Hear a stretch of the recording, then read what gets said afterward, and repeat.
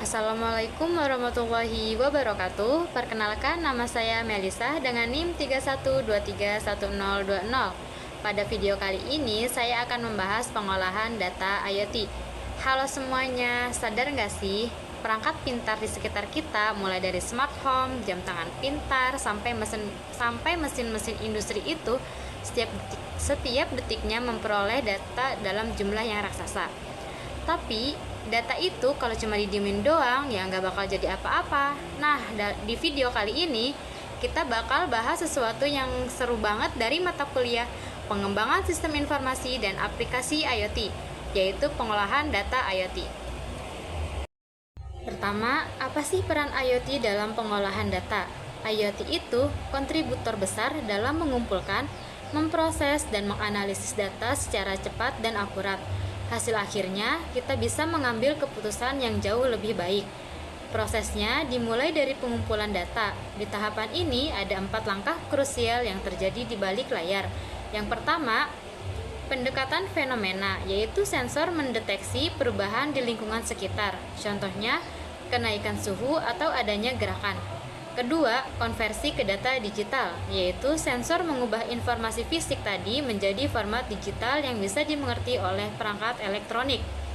Ketiga, penyimpanan sementara, yaitu data disimpan sebentar di memori perangkat sebelum dikirim. Dan yang keempat, pengiriman data, yaitu data dikirim melalui jaringan kabel atau nirkabel ke server.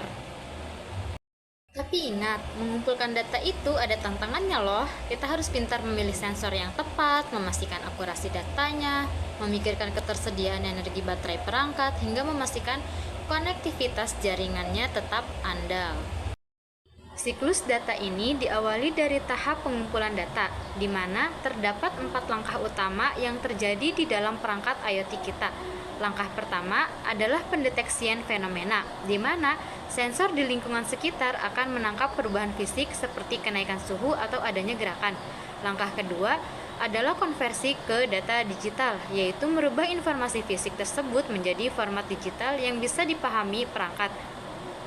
Langkah ketiga adalah penyimpanan sementara di memori sensor, dan langkah keempat adalah pengiriman data ke platform tujuan. Tentu saja, proses pengumpulan ini memiliki tantangan tersendiri yang harus diperhatikan, seperti kesesuaian jenis sensor yang digunakan, akurasi data yang dikumpulkan, keterbatasan energi atau daya baterai perangkat, hingga masalah keandalan konektivitas jaringan internetnya.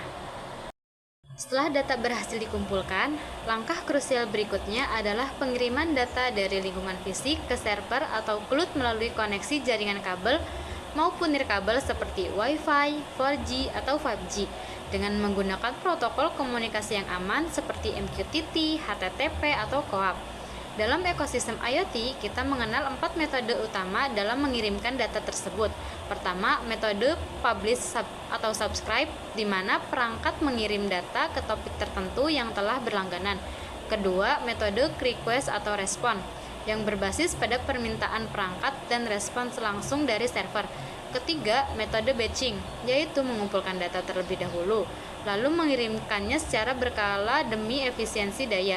Dan yang keempat, metode prioritasasi yang mendahulukan pengiriman data yang sifatnya sangat penting atau kritis. Begitu data dari berbagai perangkat IoT tersebut tiba di server, proses pengolahan data yang sesungguhnya pun dimulai untuk mengubah data mentah menjadi wawasan yang berharga. Alur pengolahan ini berjalan melalui 6 tahapan sistematis, diawali dari penerimaan data ke dalam sistem, lalu masuk ke tahap pembersihan data atau data cleaning untuk menghilangkan noise, dilanjutkan dengan transformasi data ke bentuk terstruktur seperti tabel atau grafik. Data kemudian dianalisis untuk melihat tren, divisualisasikan ke bentuk dashboard yang mudah dipahami, hingga diinterpretasikan menjadi sebuah keputusan. Untuk teknik analisisnya sendiri, kita bisa menerapkan analisis deskriptif statistik, analisis pemetaan geospasial, analisis prediktif untuk meramal masa depan berdasarkan data historis, analisis pemrosesan sinyal, hingga pemanfaatan algoritma machine learning untuk pola yang kompleks. Sebagai gambaran nyata dari seluruh rangkaian materi tersebut, mari kita lihat implementasinya pada studi kasus smart home.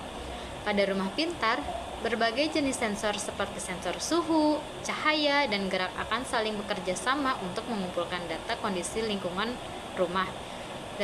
Data tersebut kemudian dikirimkan ke platform pusat untuk dianalisis polanya, sehingga sistem dapat secara otomatis mengambil tindakan cerdas. Contohnya seperti mengendalikan AC atau mematikan lampu secara otomatis demi mewujudkan efisiensi energi yang optimal di dalam rumah. Dari sini kita tahu bahwa pengolahan data adalah otak dari seluruh teknologi IoT. Demikian ulasan resume pengolahan data IoT dari saya. Semoga ulasan ini bermanfaat untuk kita semua. Terima kasih. Wassalamualaikum warahmatullahi wabarakatuh.